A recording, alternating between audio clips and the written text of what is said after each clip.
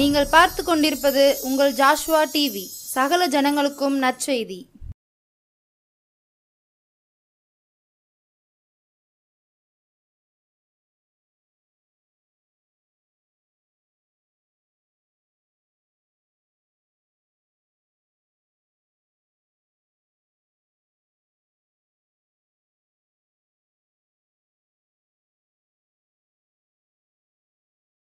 ஆண்டவராய் இயேசு கிறிஸ்துவின் நாமத்தினாலே இந்த நாளிலே கர்த்தருடைய வார்த்தை கொடுக்கும்படியாய் கர்த்தர் எனக்கு வாய்ப்பு கொடுத்ததற்காக எங்கள் அப்பாவுக்கு நான் நன்றி சொல்லுகிறேன். ஒருவேளை நான் எந்த தகுதி இல்லை, நான் அப்படி தான் நினைக்கிறேன். என்ன தகுதி, நமக்கு ஒன்றுமே இல்லை. ஆனால் கர்த்தர் நம்ம கூட இருக்கிறார், அது பெரிய பாக்கியம். கர்த்தர் நம்மோடு கூட பேசுவாராக. கர்த்தர் நம்மை ஆசீர்வதிக்கிறவர். அல்லேலூயா. நீங்கள் அப்படி நம்புங்க, நீ நல்லவர்னு சொல்லுங்க. சிலர் பார்த்தீங்கன்னா எப்போவும் புலம்புவாங்க, நான் என்ன கர்த்தரை தேடினேன், எனக்கு ஒன்றுமே நான் இல்லை. அவர் நல்லவர், அவர் வல்லவர், அவர் கிருபை என்றும் உள்ளது. அப்படிலாம் பாடுங்க. உங்க எல்லைக்குள்ள கர்த்தரை பாடுங்க. தெய்வ பிள்ளைங்க, அவரை பாடணும், அவரை துதிக்கணும், அவரை ப்ளீஸ் பண்ணணும். ஏசுப்பா நீ நல்லவரப்பா. தேவனை நான் மகிமைக்காய் சொல்லுகிறேன். பாருங்க, நான் எழும்பும் போதே என்ன செய்வேன் தெரியுமா?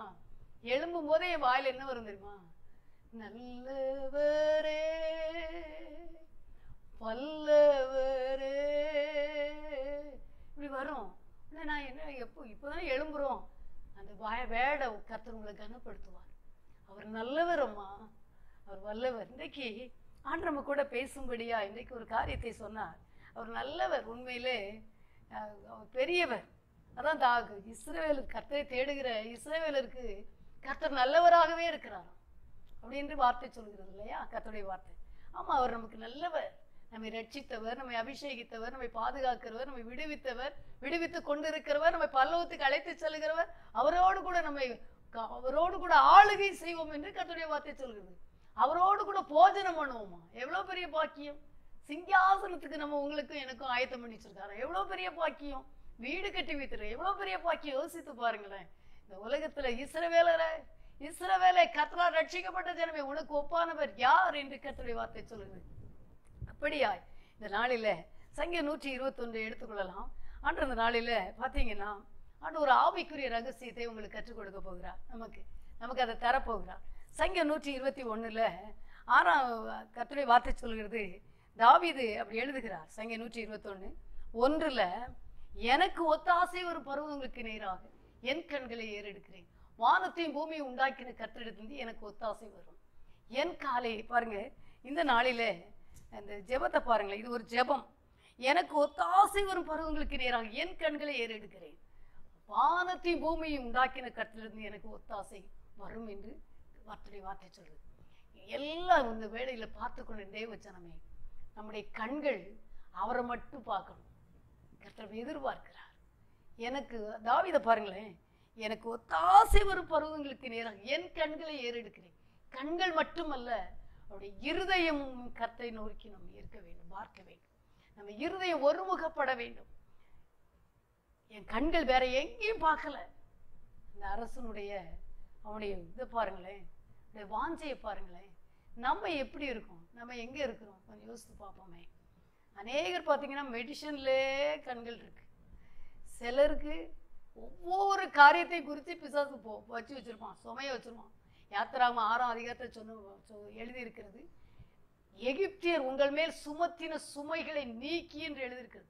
ஒரு சுமையை நீக்கி வச்சிருவான். சிலரை பிள்ளைகளை குறித்து வச்சிருவான், சிலருக்கு வியாதியை குறித்து வச்சிருவான், சிலருக்கு வீடு இல்லையே. பல காரணங்களை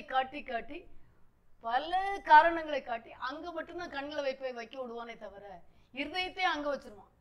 தேவ பிள்ளைகளே, வேதம் கர்த்தருடைய வார்த்தை சொல்லு, இன்றைக்கு நம்முடைய கண்கள் எல்லாம் அவரை மட்டும் பார்க்க வேண்டும் என்று கர்த்தர் எதிர்பார்க்கிறார். எனக்கு ஒத்தாசை, பரலோகத்திலிருந்து உதவி, பரலோகத்திலிருந்து சகாயம் உண்டு.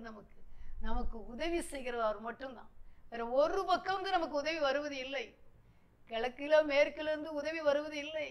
பரலோகத்திலிருந்து மட்டும்தான் வரும். தேவ பிள்ளைகளே, தேவ பிள்ளையாகிய உங்களுக்கு எனக்கும் பரலோகத்தில் நம்ம பார்ப்பை எல்லாம் அங்க மட்டும்தான் இருக்கணும். ஏன்னா வானத்தையும் பூமியும், இந்த வசனம் அப்படி எழுதியிருக்கிறது. 2ஆம் வசனம், வானத்தையும் பூமியை உண்டாக்கின கர்த்தரிடத்திலிருந்து எனக்கு ஒத்தாசை வரும். எவ்வளவு விசுவாச வார்த்தை. ஒத்தாசை வரும், அவ்வளவு நம்புறாரு, அப்படி சொல்றாரு. அதான் பக்தன்லாம் பாடுறாருல, எனக்கு ஒத்தாசை வரும் பருவ நேராய் என் கண்களை ஏறெடுப்பே. என் காலை தள்ளாட ஓட்டா, என்னை காக்கும் தேவன் உறங்கா. என் காலை தள்ளாட ஓட்டா, இஸ்ரவேலை காக்கும் நல் தேவன் ராப்பகல் உறங்காரே. இஸ்ரவேலை காக்கும் நல் தேவன் ராப்பகல் உறங்காரே. எனக்கு தாசை வரும் பர்வதம் நேரா என் கண்களை ஏறெடுப்பே. எண்ணுக்கடங்காத நன்மைகளை நமக்கு வச்சிருக்காரம்மா, நாம் பெற்றுக்கொள்ள முடியும். ஆவிக்குரிய சகல நன்மைகள், உலக பிரகாரமான சகல நன்மைகளை கொடுத்து உங்களையும் என்னை ஆசீர்வதிக்க விரும்புகிறார். தேவ ஜனங்களாகிய நீங்கள் யாரா இருந்தாலும் பரவாயில்ல. நம்ம அந்த வசனம் சொல்லுது, வானத்தையும் பூமி உண்டாக்கின கர்த்தரிலிருந்து எனக்கு ஒத்தாசை வருமா. அவ்வளோ பெரிய தேவன், வானத்தையும் பூமியும் வார்த்தையினால் சிருஷ்டித்தவர், உண்டாக கடவுது என்றவர், உண்டாயிற்று. சமுத்திரம் ஜலத்தினால் நிறையற்றும் சொன்னார், நிறைந்தது. என் தேவஜனமே, சூரியன் உண்டாக கடவுது, சந்திரன் உண்டாக கடவுது, நட்சத்திரங்களை உண்டாக்க எல்லாம் உண்டாக்கினவர். நம்மை மட்டும் மண்ணினால் உருவாக்கினார். எனக்கு அன்பான தேவஜனமே, ஆண்டவரே சொல்றாரு, அவரை மட்டும்தான் பார்க்கணும். அங்கிருந்து தான் நமக்கு ஒத்தாசை வரும். வேற ஒரு பக்கம் இருந்து ஒத்தாசை நீங்க எங்கேயாவது உலகத்தை பார்த்துட்டு இருக்கீங்களா? அவங்க ஒரு இடத்துல இருந்து வரக்கூடாது. இதுவரைக்கும் நம்ம அந்த தவறை செய்திருக்கலாம். இனிமேல் வேதம் கர்த்தருடைய வார்த்தை சொல்றது, இனிமேல் நம்ம அந்த தவறை செய்யக்கூடாது. ஆண்டவர்கிட்ட சொல்லுங்க, ஆண்டவரே நான் உங்களை மட்டும்தான் பார்ப்பேன். தேவ சமூகத்துல ஜெபிக்கிறவன் வேற எங்கேயும் பார்க்க மாட்டான். தேவ சமூகத்துல வேதம் வாசிக்கிறவன் வேற எங்கேயும் அவனுக்கு எண்ணம் வேற எங்கேயும் போகாது. ஏனென்றால் இதுதான் வழி, இதுதான் சத்தியம், இதுதான் ஜீவன், இதுதான் வழி திறக்கும். இந்த வசனம் பார்த்தீங்கன்னா சங்கீதம் 123ஆம் அதிகாரத்துல கர்த்தரை வார்த்தை, தாவீதுடைய கண்கள் எல்லாம் கர்த்தரை மட்டும்தான் பார்த்தது. வேதத்துல பார்க்கும்போது பரிசுத்தவான்கள் எல்லாம் எல்லாருமே கர்த்தரை பார்த்துதான் வாழ்ந்தார்கள், ஜெயம் எடுத்தார்கள், பரலோகத்துக்கு சென்று இருக்கிறார்கள். இன்றைக்கும் பரிசுத்தவான்கள் அநேகர் வாழ்ந்திருக்கிறார்கள்.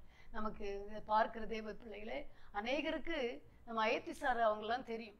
பாருங்க, அந்த பரிசுத்தவான்களை நான் நினைச்சு பார்ப்பேன். அந்த பாருங்க, அவங்கெல்லாம் வாழ்ந்து காட்டினார்கள். அவங்கெல்லாம் கர்த்தரை மட்டும் பார்த்து எளிமையில இருந்தவங்க. எவ்வளவு உயர்தரமா கர்த்தரவங்களெல்லாம் உயர்த்தினார் தெரியுமா? அநேக தேவ பிள்ளைகள் நம்ம சொல்ல முடியும். அருமையான நிறைய பரிசுத்தவான்கள், மறைந்து போனவர்களை நினைக்க முடியும். அநேக பரிசுத்தவான்கள் வாழ்ந்து கொண்டு இருக்கிறவங்க நினைக்க முடியும். நாம எல்லாருமே கர்த்தரை மட்டும்தான் பார்த்தாங்க. உலகத்தை பார்த்தவங்க விழுந்து போனாங்க, பேரண்ட்ஸை பார்த்தவங்க விழுந்து போனாங்க, ரொம்ப பணத்தை பார்த்தவங்க விழுந்து போனாங்க, தொழிலை மட்டும் நம்பி இருந்தவங்க விழுந்து போனாங்க. கர்த்தரை பார்த்தவர்கள் விழுந்து போக மாட்டார்கள். என்ன தெரியுமா? ஒத்தாசை அங்கிருந்து மட்டும்தான் நமக்கு வரும். ஆமா, இன்றைக்கும் அநேகர் வாழ்ந்து கொண்டு இருக்கிறார்கள் அல்லவா? இந்த வசனம் சொல்லுது 123ஆம் அதிகாரத்துல 2ஆம் வசனம். அது பாருங்களேன், அது 1ஆம் வசனம் சொல்லுது, பரலோகத்தில் வாசமாய் இருக்கிறவரே, உம்மிடத்திற்கு என் கண்களை ஏறெடுக்கிறேன். எப்படி செபத்தை பாருங்க. இதோ வேலைக்காரியின் கண்கள் தங்கள் எஜமான்களின் கையை நோக்கி இருக்குமா போலும், வேலைக்காரியின் கண்கள் தன் எஜமாட்டின் கையை நோக்கி இருக்குமா போலவும், எங்கள் தேவனாகிய கர்த்தர் எங்களுக்கு இரக்கம் செய்யும் வரைக்கும் எங்கள் கண்கள் அவரை நோக்கி இருக்கிறது என்று எழுதியிருக்கிறது. ஆமா, நம்முடைய கண்கள் அவரை மட்டும், நம்முடைய கரங்கள் அவரை மட்டும், வேற யாரையும் நோக்கி பார்க்க கூடாது. நீங்க ஊழியம் செய்யலாம், ஒருவேளை நீங்க ஒரு தனிமையா இருக்கலாம், ஒருவேளை உங்களுக்கு கணவன் இல்லாம இருக்கலாம், ஒருவேளை நீங்க கைவிடப்பட்டவங்களா இருக்கலாம். எல்லாருக்கும் அவர் உதவிக்கிறவர், மீட்டுக்கிறவர் மட்டும்தான். ஆமா, இன்னைக்கு ஒரு கற்றுக்கொள்ளுங்கள். எங்கேயோ போக வேண்டாம். எல்லாத்தையும் என்ன தேவையானாலும், உங்களுடைய காரியங்களானாலும், எல்லாவற்றிலும், உங்களுடைய ஜெப வாழ்க்கையானாலும், உங்களுடைய ஊழிய தேவையா இருந்தாலும், உங்களுடைய பிள்ளைகள் காரியங்கள் இருந்தாலும், படிப்பதற்கு வேண்டிய பிள்ளைகளுக்கு காலேஜ் சேர்க்கணும், நிறைய காரியங்கள் இருக்கு. ஒருவேளை அநேக சகோதரிகள் கணவனை இழந்தவங்க, பிள்ளைகள் படிப்பு வைப்பதற்காக ஐயோ நம்ம காலேஜ் சேர்க்கணுமே அப்படி என்று நினைச்சுக்கிட்டு இருக்கலாம். நீங்க எழுது கொண்டு இருக்கலாம், இதை பார்த்து கொண்டு இருக்கலாம். ஐயோ எனக்கு யார் உதவி செய்வா? எனக்கு அன்பான தேவ ஜனமே, ஒரு போவாஸ் ஒரு ரூத்துக்கு உதவி செய்தார். ஆம் தேவ பிள்ளையே, எனக்கு அன்பான தேவ ஜனமே, எனக்கு இதை பார்த்து கொண்டிருக்கிற என் பெற்றோரே, ஒருவேளை நீங்க கைவிடப்பட்டிருக்கலாம். பார்த்தீங்கன்னா ஒரு போவாஸ் பெரிய காரியத்தை கர்த்தர் செய்தார். என்ன தெரியுமா? மடியில ஒருவேளை நீங்க கேளுங்க ஆண்டவர்கிட்ட, ஒரு ஆண்டவரே புதிய கல்வியாண்டு வரப்போகிறது ஐயா, என்ன செய்வதுன்னு தவித்துக் கொண்டு இருக்கீங்களா? ஆண்டவர்கிட்ட எனக்கு ஒத்தாசை பரலோகத்தில் வர கேளுங்க. அவர் ஒத்தாசை அனுப்புகிறவர். அவர் ஒருவரையும் கைவிட்டதா சரித்திரம் இல்லை. இன்றைக்கு வரைக்கும் நம்மை நடத்தி வருகிறாரே தெரியுமா? அந்த தாவீதை தான் கர்த்தர் உயர்த்தினார். என்ன தெரியுமா? அவரை மட்டும் பார்ப்போம். உங்க தேவைகளா, உங்களுடைய எல்லா காரியங்களும், பிள்ளைகள் கல்வி சாலையா இருக்கலாம், திருமணமா இருக்கலாம், உங்களுக்கு நிதியா இருக்கலாம், எல்லாவற்றிலும் சுகமா, சுகம் வேணுமா, ஊழிய எல்லைகள் விரிவாகணுமா, கர்த்தர் உங்களை பயன்படுத்தணுமா, இதுக்கு எல்லாமே உதவி பரலோகத்திலிருந்து தான் வரும். கேட்பீர்களா? இதுல நடந்தது சம்பவத்தை பாருங்களேன். நமக்கு எல்லாருக்கும் தெரியும். ஒருவேளை 1 சாமுவேல்ல அருமையான தாயார் அம்மா ஜெபிக்கிறாங்க, அன்னாள். எல்லாருமே அழுது தேவ சமூகத்துல அவங்களுக்கு எல்லாம் கர்த்தரை பார்த்தவங்களுக்கு எல்லாருக்குமே பரலோகத்திலிருந்து உதவி வந்தது, கிடைத்தது, பெற்றுக்கொண்டார்கள். நாமும் பெற்றுக்கொண்டு இருக்கிறோம். இன்னும் சிலதை நம்ம இழந்து கொண்டு இருக்கிறோம். ஏனென்றால் நம்ம சில நேரம் உலகத்தை பார்த்து விட்டோம், சில நேரம் சில மனிதர்களை பார்த்து விட்டோம், சில நேரம் சில குழுவை பார்த்துட்டோம். அதெல்லாம் உண்மையிலே சொல்றேன், அதெல்லாம் நம்மை தோல்விக்குள்ளாய் கொண்டு கடந்து செல்லும், நம்மை நடத்தி செல்லும். பார்த்தீங்கன்னா 1 சாமுவேல் 16ஆம் அதிகாரம், 1 சாமுவேல் 16ஆம் அதிகாரத்துல பார்த்தீங்கன்னா இங்க நடக்குது பாருங்களேன். கர்த்தருடைய வார்த்தை நமக்கு எல்லாருக்குமே தெரியும். 1 சாமுவேல் 16ஆம் அதிகாரம் 11ஆம் வசனம். இங்கே தாவீது எப்படி கைவிடப்பட்ட சூழ்நிலை இருக்கிறார் பாருங்களேன். உன் பிள்ளைகள் இவ்வளவுதானா என்று ஈசாயை கேட்டான். 1 சாமுவேல் 16ஆம் அதிகாரம் 11ஆம் வசனம். அதற்கு அவன், இன்னும் எல்லாருக்கும் இளையவன் ஒருவன் இருக்கிறான், அவன் ஆடுகளை மேய்த்து கொண்டிருக்கிறான் என்றான்.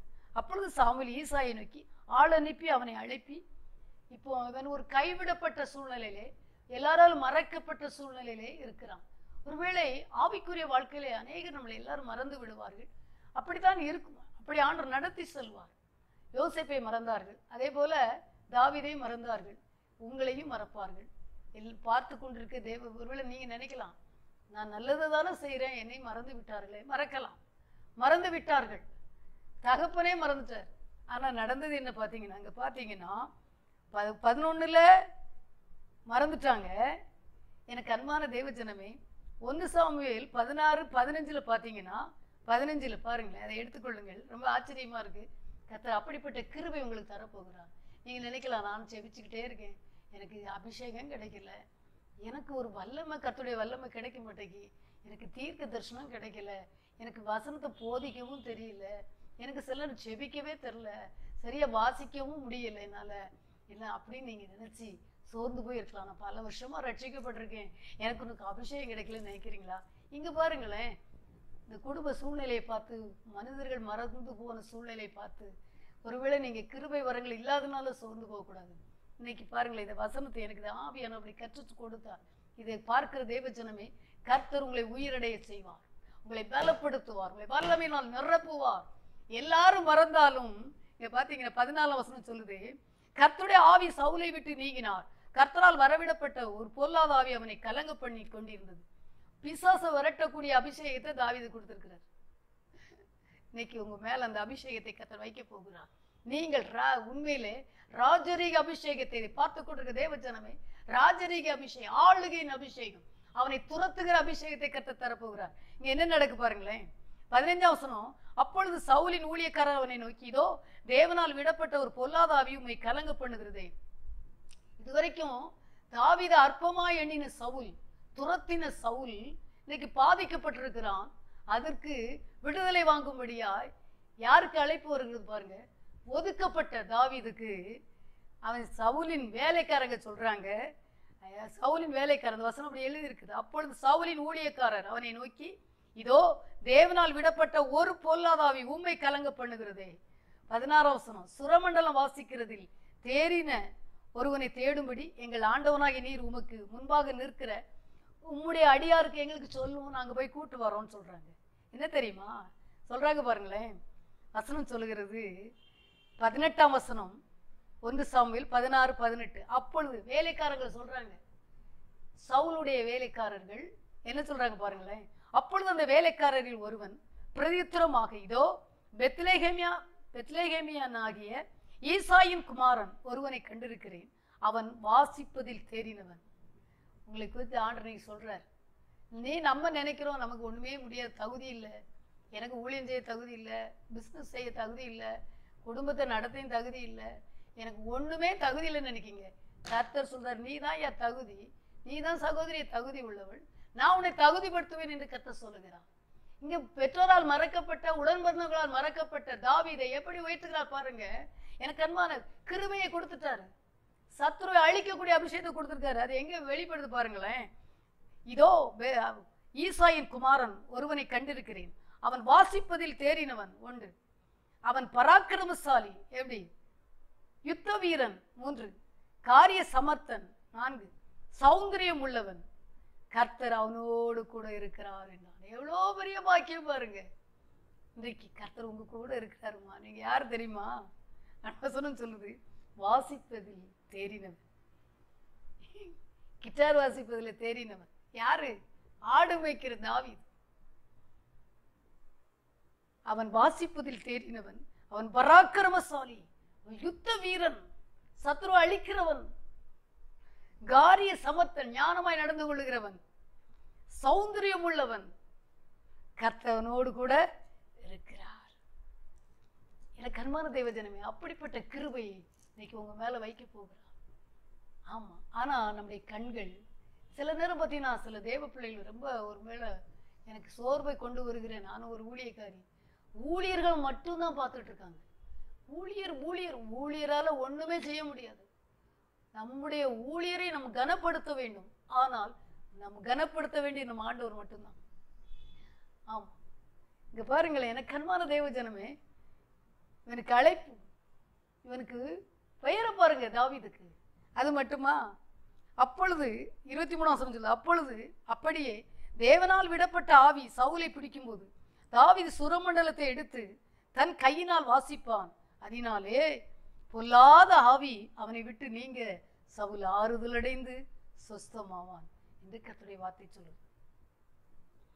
எனக்கு அன்பான தெய்வ ஜனமே, எவ்வளவு பெரிய பாக்கியம் பாருங்களேன். எதிராளிக்கு இதுவரைக்கும் அவன் கலங்க பண்ணினவன், கொலை செய்ய நின்றவன், துரத்தினவன், ஓட ஓட துரத்துறான். இந்த தாவீதை கர்த்தர் கனப்படுத்தினார். நீங்களும் கூட மறக்கப்பட்ட தாவீதா, துரத்தப்பட்ட தாவீதா, நெருக்கப்பட்ட தாவீதா, கர்த்தர் இன்னைக்கு சொல்றாரு, நீதான்ப்பா காரிய சமர்த்தன், நீதான் யுத்த புருஷன், நீதான் தேறினவன், நீ காரிய சமர்த்தன்.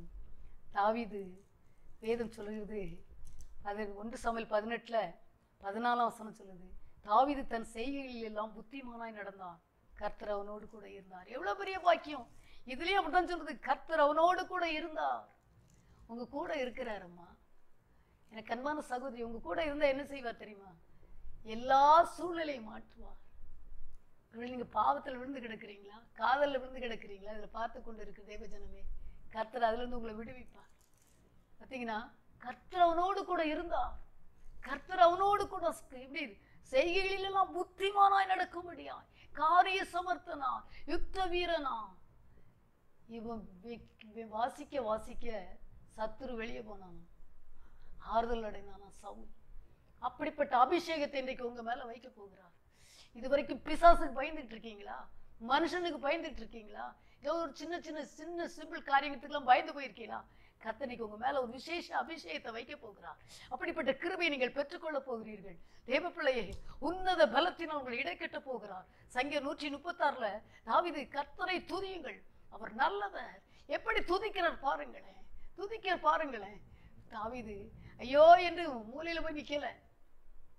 எல்லாரும் என்ன மறந்துட்டாங்களே, அப்படி பெட்ஷீட் போத்திட்டு அவர் படுக்கல. அழைப்பு கொடுத்தவன் வருகிறார்.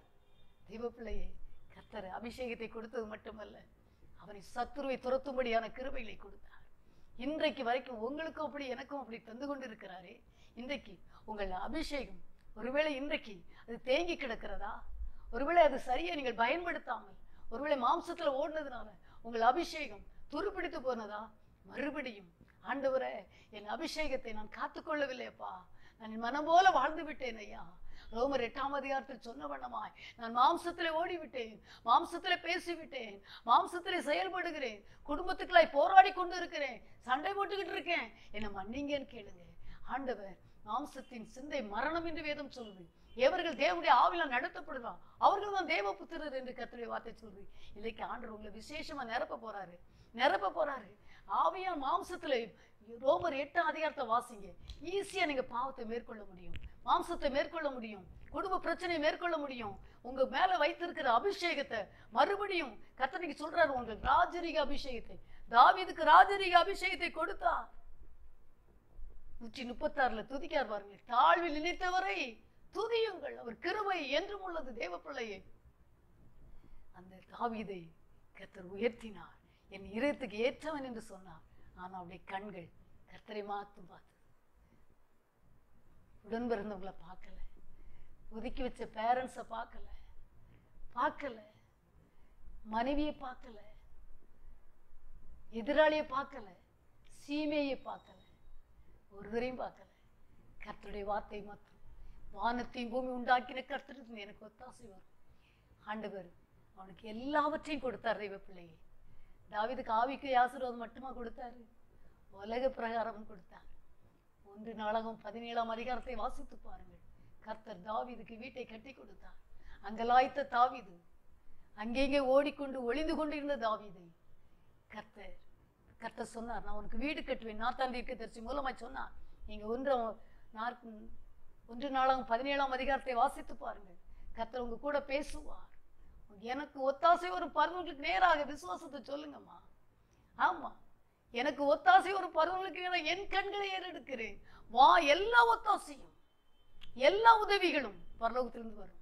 உதவி வரும் கண்மலை நோக்கி பாருங்க, வேற எங்கேயும் பார்க்காதுங்க. அங்க ஜீவ நதி இருக்கிறது. எல்லாம் வரும் தேவ பிள்ளையே. ஆமா, எனக்கு அன்பான தேவ பிள்ளையே, கர்த்தரால் வீடு கட்டி கொடுத்தார் பாருங்க. நீங்க 1 நாளாகமம் 17 வாசித்து பாருங்க.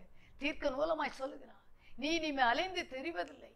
அவர் சொல்றார், உன் பேரை பார்த்தீங்கன்னா 1 நாளாகமம் ஆண்டவர் இன்னைக்கு யாரோ உங்களுக்கு அதிகமாய் ஆண்டவர் பேசுகிறார். ஆமா, நீங்க விசுவாசிங்க. 1 நாளாகமம் 17ஆம் அதிகாரத்துல தாவீதுக்கு கர்த்தர், ஒருவேளை அந்த தாவீதுக்கு கர்த்தர் என்ன சொல்றார் பாருங்களேன், எப்படி சொல்றார் பாருங்க. எடுத்துக்கொள்ளுங்கள் 1 நாளாகமம் 17. இதெல்லாம் நிறைவேறும். அவர் போய் சொல்ல மனுஷன் அல்ல. 1 நாளாகமம் 17ஆம் அதிகாரம் 8ஆம் வசனத்துல சொல்றாரு பாருங்களேன். 7ஆம் வசனத்துல, இப்போதும் நீ என் தாசனாகிய தாவீதை நோக்கி சேனைகளில் கர்த்தர் சொல்கிறது என்னவென்றால், நீ என் ஜனமாகிய இஸ்ரவேலின் மேல் அதிபதியாய் இருக்கும்படி ஆடுகளின் பின்னே நடந்த உன்னை ஆட்டு மந்தையை விட்டு எடுத்து பாருங்க. எப்படி சொல்றாரு ஆண்டவர், உங்களை அப்படி பிரிச்சு எடுக்க போறாரு. ஆமா, நெருக்கத்திலிருந்து உங்களை எடுக்க போறாரு. பிரிச்சு எடுத்து நீ போன இடமெல்லாம் உன்னோட இருந்து உன் சத்துருக்களை எல்லாம் உனக்கு முன்பாக நிர்மூலமாக்கி பூமியில் இருக்கிற பெரியோர்களின் நாமத்திற்கு ஒத்த நாமத்தை உனக்கு உண்டாக்கினேன்னு சொல்றாரு.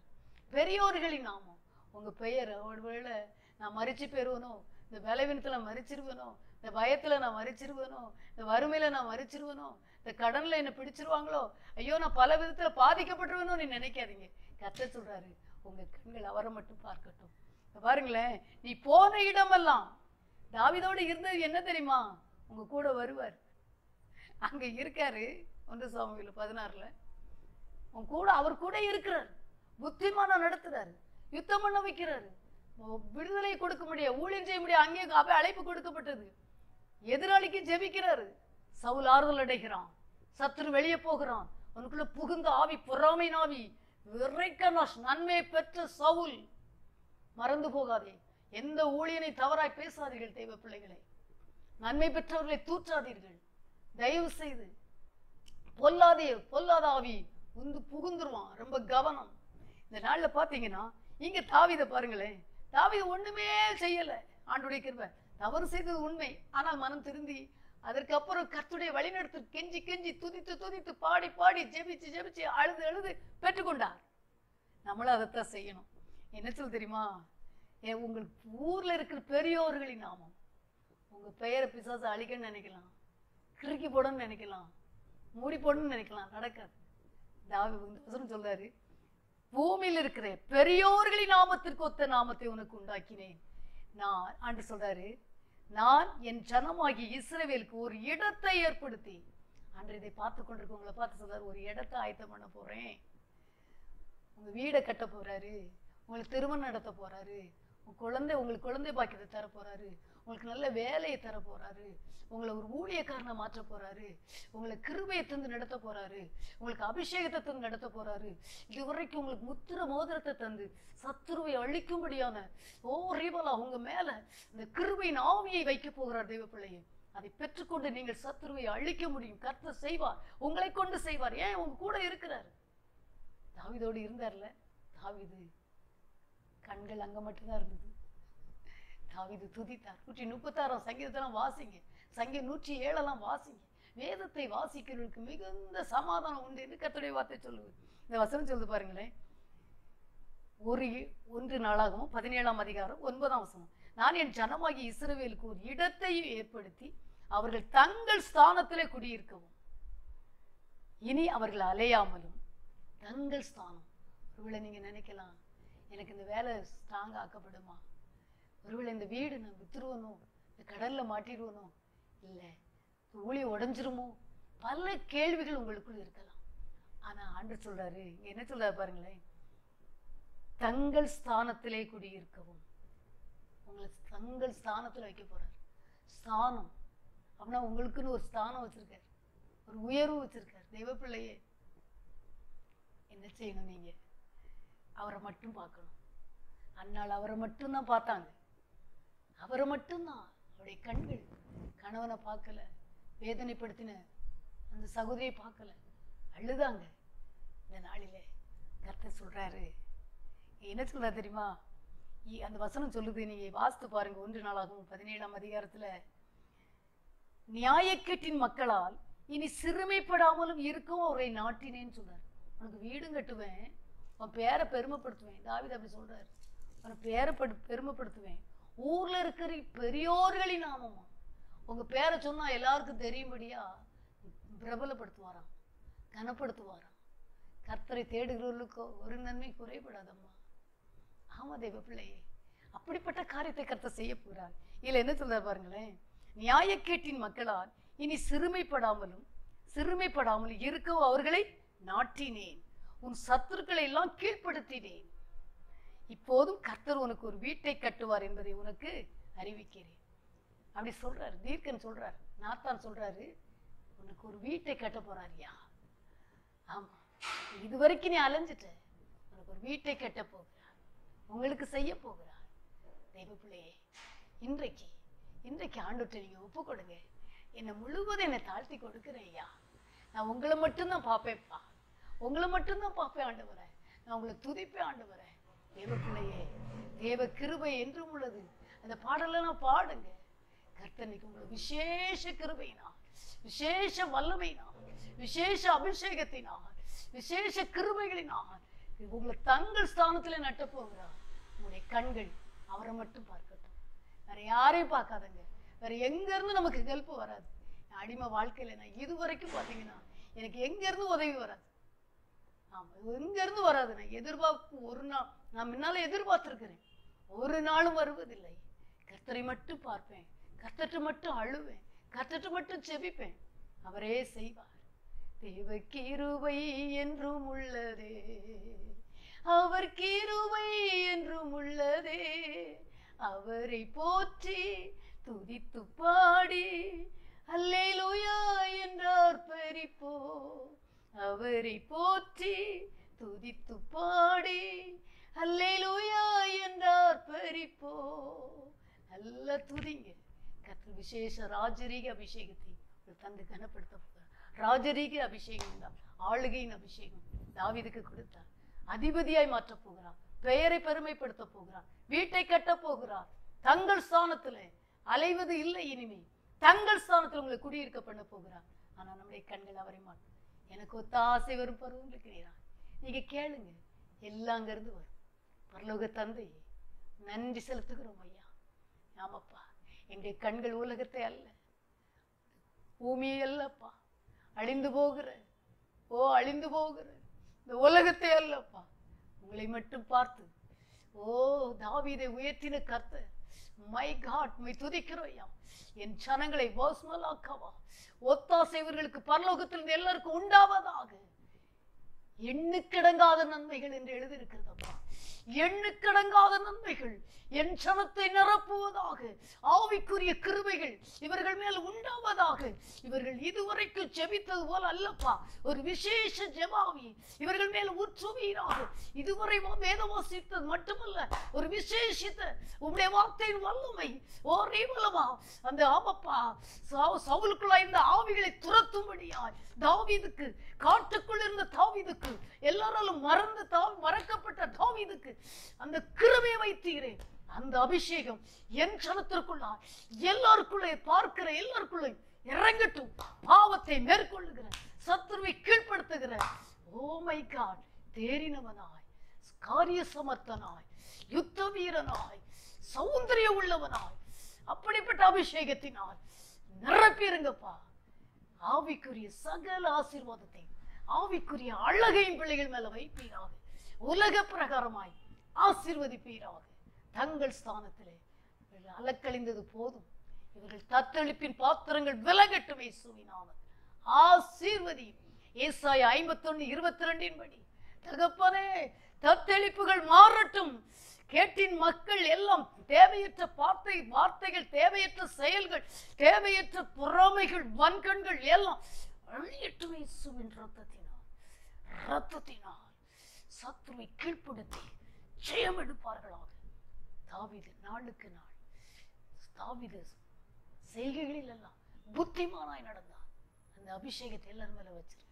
ஞானமற்ற தன்மைகள் மாறட்டும். சேஷ கிருபையினால் நிரப்பும். எங்களை எல்லாரையும் நிரப்பும்.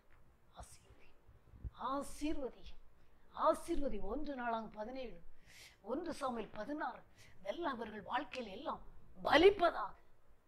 ஆசீர்வதி. இயேசுவின் நாமத்தில் பிதாவே, ஆமென். தொடர்புக்கு சகோதரி சி. இயேசு துரைச்சி, சிலுவை நிழல் ஊழியங்கள், சுரண்டை. Cell number 9600331814.